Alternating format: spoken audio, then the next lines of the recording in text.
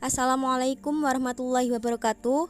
Kami di sini kelompok 1 yang beranggotakan Nailia Fadlatul Ulia, Salman Al-Farisi, Sirojul Ulum, dan Putri Kusuma Wardani akan menjelaskan tentang pendekatan sosiologi tentang ekonomi dan juga akan mereview jurnal tentang fenomena makelar kos dalam sudut pandang sosiologi ekonomi ditinjau dari teori pertukaran Peter Michel-Blau. Dan materi yang pertama akan disampaikan oleh teman saya, yaitu Putri Kusuma Wardani. Assalamualaikum warahmatullahi wabarakatuh. Nama saya Putri Kusuma Wardani. Di sini saya akan membahas tentang perbandingan antara pendekatan ekonomi dan sosiologi. Untuk membandingkan pendekatan antara kedua cabang ilmu tersebut adalah 1. Konsep aktor ekonomi sebagai suatu usaha dalam pembuatan keputusan dan pelaksanaannya yang berhubungan dengan pengalokasian sumber daya masyarakat, rumah tangga, dan pebisnis atau perusahaan. Jadi, kegiatan ekonomi itu merupakan gejala bagaimana cara orang atau masyarakat memenuhi kebutuhan hidup mereka terhadap barang dan jasa.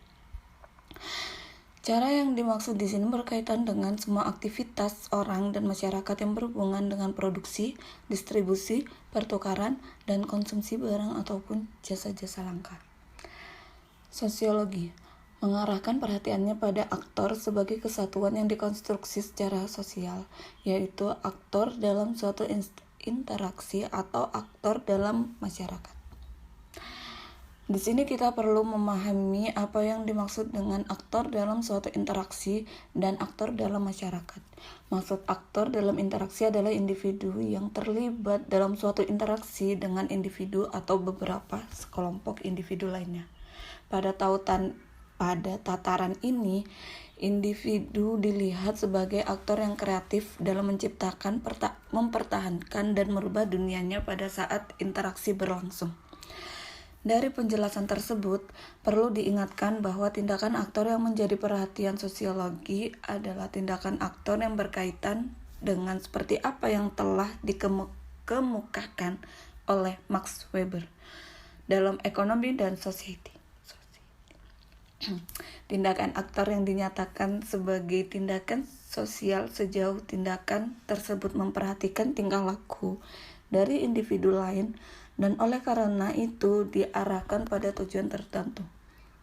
Weber 1922-1978. 4. 2. Konsep tindakan ekonomi. Aktor diasumsikan mempunyai seperangkat pilihan dan preferensi yang telah tersedia dan stabil. Tindakan yang dilakukan oleh aktor bertujuan untuk memaksimalkan pemanfaatan individu dan keuntungan perusahaan. Dan tindakan tersebut dipandang rasional secara ekonomi. Sedangkan sosiologi melihat beberapa mungkin tipe tindakan ekonomi. Kembali pada Weber. Tindakan ekonomi dapat berupa rasional, tradisional, dan spekulatif irasional. Sosiologi, tindakan ekonomi tradisional dan tindakan ekonomi spekulatif irasional. Tindakan ekonomi tradisional bersumber dari tradisi atau konvensi, sedangkan spekulatif irasional merupakan tindakan berorientasi ekonomi yang tidak mempertimbangkan instrumen yang ada dengan tujuan yang hendak dicapai.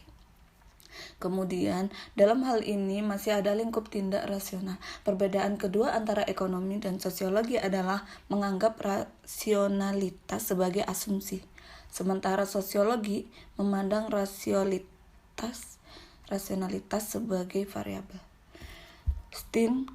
Stinchcombe 1986 5-6. 3. Hambatan pada tindakan ekonomi. Tindakan ekonomi dibatasi oleh selera dan kelengkapan sumber daya, termasuk teknologi. Sosiologi memperhatikan tidak hanya pengaruh kelengkapan sumber daya, tetapi juga aktor-aktor lain yang akan memudahkan, melancarkan, menghambat, dan membatasi tindakan ekonomi dalam pasar. Seperti yang telah dijelaskan bahwa tindakan ekonomi biasanya tidak berada di ruang hampa, suatu ruang yang tidak melibatkan hubungan dengan orang atau kelompok lain, tetapi pada umumnya sebuah tindakan ekonomi terjadi dalam konteks hubungan sosial dengan orang lain. Oleh sebab itu, tindakan ekonomi dapat berlangsung dengan melibatkan kerjasama. kepercayaan dan jaringan, atau sebaliknya, tindakan ekonomi dapat menghasilkan perselisihan, ketidakpercayaan, dan pemutus hubungan. 4. Hubungan ekonomi dan masyarakat. Ekonomi, pertukaran ekonomi, pasar, dan ekonomi. Sedangkan masyarakat dianggap sebagai sesuatu yang di luar. Dia dipandang sebagai sesuatu yang telah ada atau given. Sosiologi, memandang ekonomi sebagai bagian integral dari masyarakat. Oleh sebab itu, sosiologi tidak terbiasa melihat kenyataan dengan melakukan ceteris paribus terhadap faktor-faktor yang dipandang berpengaruh terhadap suatu kenyataan sosial. Tetapi sebaliknya, sosiologi terbiasa melihat kenyataan secara holistik. Melihat kenyataan saling kait-mengait antara berbagai faktor. Dengan demikian, sosiologi ekonomi selalu memusatkan perhatian pada analisis sosiologis, analisis hubungan, studi tentang perubahan institusi, dan parameter budaya. 5. Tujuan analisis ekonomi lebih cenderung melakukan prediksi dan eksplanasi dan sangat sedikit membuat deskripsi.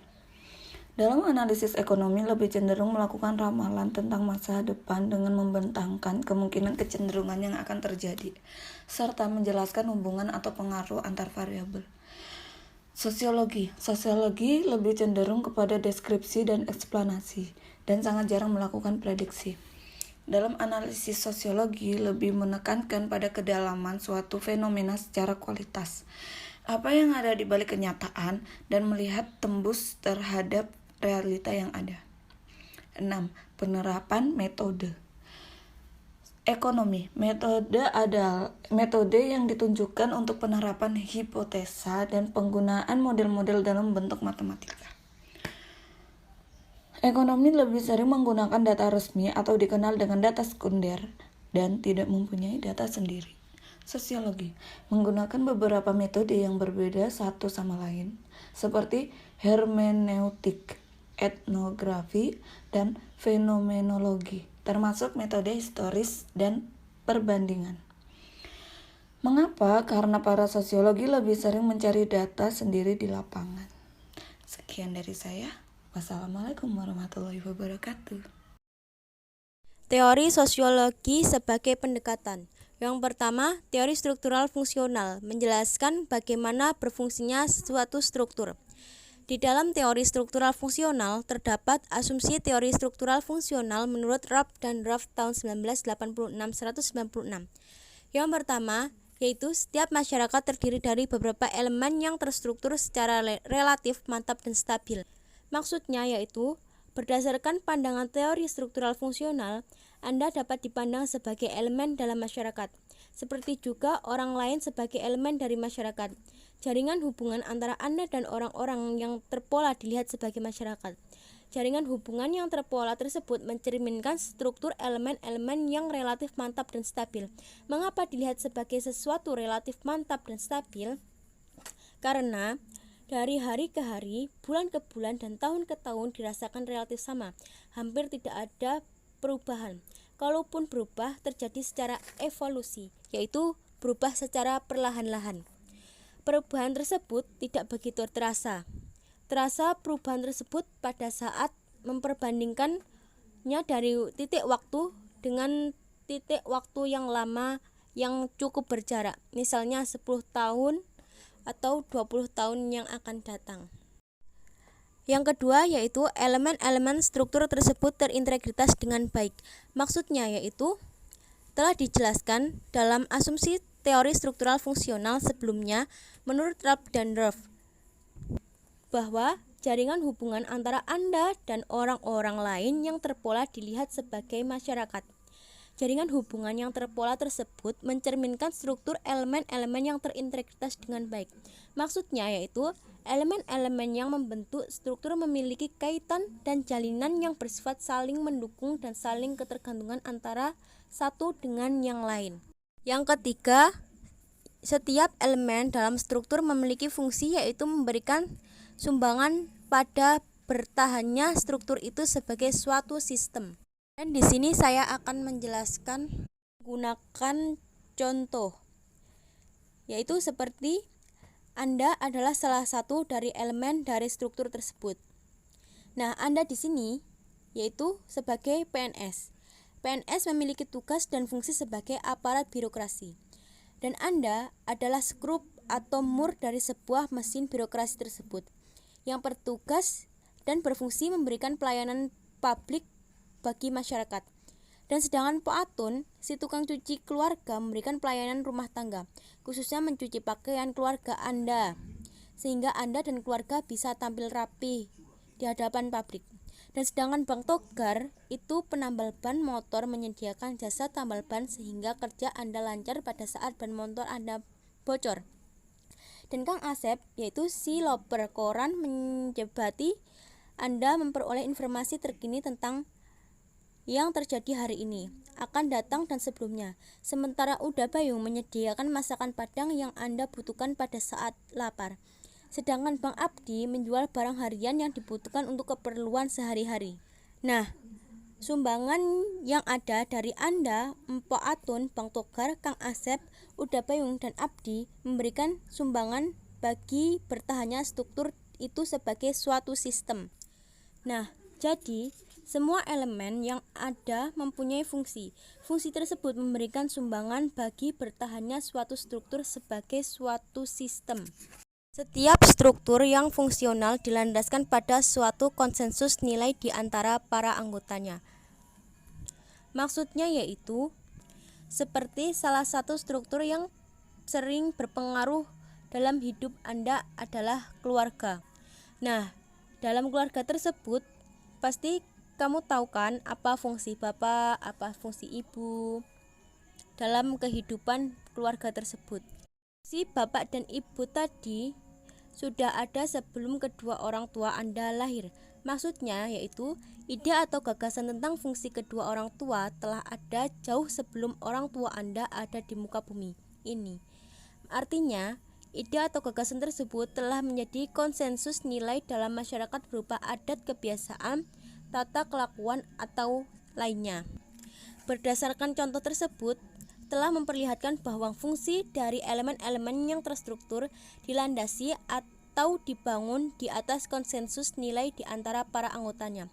Konsensus nilai tersebut berasal baik dari kesepakatan yang telah ada dalam suatu masyarakat seperti adat, kebiasaan, tata perilaku, dan sebagainya, maupun kesepakatan yang dibuat baru. Teori kedua yaitu teori struktural konflik, menjelaskan bagaimana struktur memiliki konflik. Dalam teori struktural konflik memiliki asumsi teori struktural konflik menurut Robb dan Roth pada tahun 1986 halaman 197 sampai dengan 198. Yang pertama yaitu setiap masyarakat dalam setiap hal tunduk pada proses perubahan. Perubahan sosial terdapat di mana-mana. Maksudnya yaitu teori struktural fungsional yang melihat masyarakat selalu dalam keadaan keseimbangan atau equilibrium.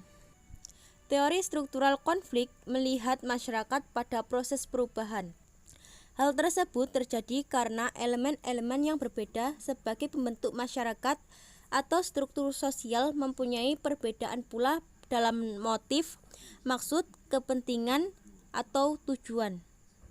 Perbedaan yang ada tersebut menyebabkan setiap elemen berusaha untuk mengusung motif atau tujuan yang dipunyai menjadi motif atau tujuan dari struktur. Ketika motif atau tujuan diri dari suatu elemen telah menjadi bagian dari struktur, maka elemen tersebut cenderung untuk mempertahankan di satu sisi, sedangkan di sisi lain elemen tersebut terus berjuang mengusung motif atau kepentingan dirinya menjadi motif atau kepentingan struktur. Konsekuensi logis dari keadaan tersebut adalah perubahan yang senantiasa diperjuangkan oleh setiap elemen terhadap motif, maksud, kepentingan atau tujuan diri. Asumsi yang kedua yaitu setiap masyarakat dalam setiap hal memperlihatkan pertikaian dan konflik. Konflik sosial terdapat di mana-mana. Maksudnya yaitu bahwa setiap struktur sosial terdiri dari beberapa elemen yang memiliki motif, maksud, kepentingan, atau tujuan yang berbeda satu sama lain. Perbedaan tersebut merupakan sumber terjadinya pertikaian dan konflik di antara berbagai elemen dan struktur sosial. Selama perbedaan tersebut masih terdapat di dalam struktur, maka selama itu pula pertikaian dan konflik dimungkinkan ada. Asumsi yang ketiga yaitu setiap elemen dalam suatu masyarakat menyumbang disintegrasi dan perubahan. Maksudnya yaitu perbedaan motif, maksud, kepentingan atau tujuan dari berbagai elemen yang sebelumnya saya jelaskan merupakan sumber pertikaian dan konflik. Selanjutnya, pertikaian dan konflik menyebabkan disintegrasi dan perubahan dalam struktur sosial. Ini berarti bahwa setiap elemen yang membentuk struktur tersebut mempunyai sumbangan terhadap terjadinya disintegrasi dan perubahan dalam struktur tersebut. Yang keempat yaitu setiap masyarakat didasarkan pada pelaksanaan dari beberapa anggotanya atas orang lain. Maksudnya yaitu keteraturan, keharmonisan, atau kenormalan yang terlihat dalam masyarakat dipandang oleh teoritis konflik sebagai suatu hasil paksaan dari sebagian anggotanya terhadap sebagian anggota yang lainnya. Kemampuan memaksa dari setiap anggota masyarakat berasal dari kemampuan mereka untuk memperoleh kebutuhan dasar yang bersifat langka seperti hak istimewa, kekuasaan, kekayaan, pengetahuan, dan prestis lainnya. Teori yang ketiga yaitu teori interaksionisme simbolis, memahami realitas sebagai suatu interaksi yang dipenuhi berbagai simbol. Dalam teori interaksionisme simbolis terdapat asumsi teori interaksionisme simbolis menurut Turner tahun 1978 halaman 327 sampai dengan 330. Yang pertama yaitu manusia adalah makhluk yang mampu menciptakan dan menggunakan simbol. Maksudnya yaitu tindakan sosial dipahami suatu tindakan individu yang memiliki arti atau makna subjektif bagi dirinya dan dikaitkan dengan orang lain. Dalam proses melakukan tindakan sosial terdapat proses pemberian arti atau pemaknaan. Proses pemberian arti atau pemaknaan menghasilkan simbol. Ketika tindakan sosial dilakukan oleh dua orang atau lebih, maka pada saat itu dua anak manusia atau lebih sedang menggunakan atau menciptakan simbol. Asumsi teori yang kedua yaitu manusia menggunakan simbol untuk saling berkomunikasi. Maksudnya yaitu manusia menciptakan simbol melalui pemberian nilai atau pemaknaan terhadap sesuatu, atau baik berupa bunyi, kata, gerak tubuh, benda, atau hal lainnya. Sesuatu yang telah diberi nilai atau makna disebut dengan simbol. Melalui simbol tersebut manusia saling berkomunikasi. Dan asumsi teori yang ketiga yaitu manusia berkomunikasi melalui pengambilan peran atau role taking. Maksudnya yaitu pengambilan peran atau role taking merupakan proses pengambilan peran yang mengacu pada bagaimana kita melihat situasi sosial dari sisi orang lain, di mana dari dia kita akan memperoleh respon. Dalam proses pengambilan peran tersebut, seseorang menempatkan dirinya dalam kerangka berpikir orang lain. Asumsi teori interaksionisme simbolis yang keempat yaitu masyarakat terbentuk, bertahan, dan berubah berdasarkan kemampuan manusia untuk berpikir, untuk mendefinisikan, untuk melakukan refleksi diri, dan untuk melakukan evaluasi. Maksudnya yaitu masyarakat dibentuk, dipertahankan, dan diubah berdasarkan kemampuan manusia yang dikembangkan melalui interaksi sosial. Kemampuan manusia dalam berpikir, mendefinisikan, refleksi diri, dan evaluasi berkembang melalui interaksi sosial. Jadi, proses interaksi sosial adalah sangat penting dalam pengembangan kemampuan manusia. Dengan kemampuan tersebut, melalui proses interaksi,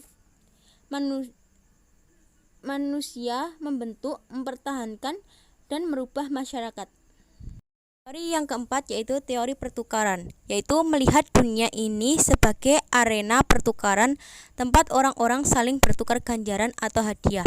Dalam teori pertukaran terdapat asumsi teori pertukaran menurut George Casper Holmes, Peter M. Blau, Richard Emerson, John Tibbot, dan Harold H. Kelly. Yang pertama yaitu manusia adalah makhluk yang rasional. Dia memperhitungkan untung dan rugi. Maksudnya yaitu teori pertukaran melihat bahwa manusia terus-menerus terlibat dalam memilih di antara perilaku-perilaku alternatif dengan pilihan mencerminkan cost and reward yang diharapkan berhubungan dengan garis-garis perilaku alternatif itu. Tindakan sosial dipandang ekuivalen dengan tindakan ekonomis. Suatu tindakan adalah rasional berdasarkan perhitungan untung rugi. Dalam rangka interaksi sosial, aktor mempertimbangkan keuntungan yang lebih besar daripada biaya yang dikeluarkan atau cost benefit ratio. Oleh sebab itu, semakin tinggi ganjaran atau reward yang diperoleh, makin besar kemungkinan suatu perilaku akan diulang. Dan sebaliknya, makin tinggi biaya atau ancaman, hukuman atau punishment yang akan diperoleh, maka makin kecil kemungkinan perilaku yang sama akan diulang. Yang kedua yaitu perilaku pertukaran sosial terjadi apabila 1. Perilaku tersebut harus berorientasi pada tujuan-tujuan yang hanya dapat dicapai melalui interaksi dengan orang lain. 2. Perilaku harus bertujuan untuk memperoleh sarana bagi pencapaian tujuan-tujuan tersebut. Maksudnya yaitu, menurut asumsi dari Blau ini, menurut Poloma tahun 1984, juga sejalan dengan pemikiran Hamas tentang pertukaran. Perilaku sosial terjadi melalui interaksi sosial yang mana para pelaku berorientasi pada tujuan. Untuk memperoleh kasih sayang misalnya, seseorang harus berorientasi pada perolehan hasil kasih sayang tersebut. Perolehan hasil kasih sayang tersebut hanya mungkin dilakukan melalui interaksi dengan orang lain. Tidak mungkin bertepuk sebelah tangan. Perilaku untuk mendapatkan kasih sayang tersebut memerlukan sarana bagi pencapaiannya. Misalnya hubungan persahabatan atau perkawinan. Dalam hubungan persahabatan atau perkawinan, pihak terlibat antara dua sahabat atau suami istri merupakan interaksi dengan mengorientasikan perilaku untuk memperoleh kasih sayang. Dengan cara tersebut, pertukaran sosial bisa terjadi. Asumsi teori yang terakhir yaitu transaksi pertukaran terjadi hanya apabila pihak yang terlibat memperoleh keuntungan dari pertukaran itu. Maksudnya yaitu, sebuah tindakan pertukaran tidak akan terjadi apabila dari pihak-pihak yang terlibat ada yang tidak mendapatkan keuntungan dari suatu transaksi pertukaran tersebut. Keuntungan dari suatu pertukaran tidak selalu berupa ganjaran ekstrinsik seperti uang, barang-barang atau jasa, tetapi juga bisa ganjaran intrinsik seperti kasih sayang, kehormatan, kecantikan, dan keperkasaan. Seperti yang dikatakan sebelumnya, tidak mungkin bertepuk sebelah tangan. Dalam kaitan dengan asumsi ini, tidak mungkin suatu pertukaran sosial terjadi kalau satu pihak saja yang mendapatkan keuntungan, sedangkan yang lain tidak mendapatkan apa-apa. Apalagi kalau pihak lain tersebut justru mendapatkan kerugian. Sekian presentasi dari kelompok 1. Assalamualaikum warahmatullahi wabarakatuh.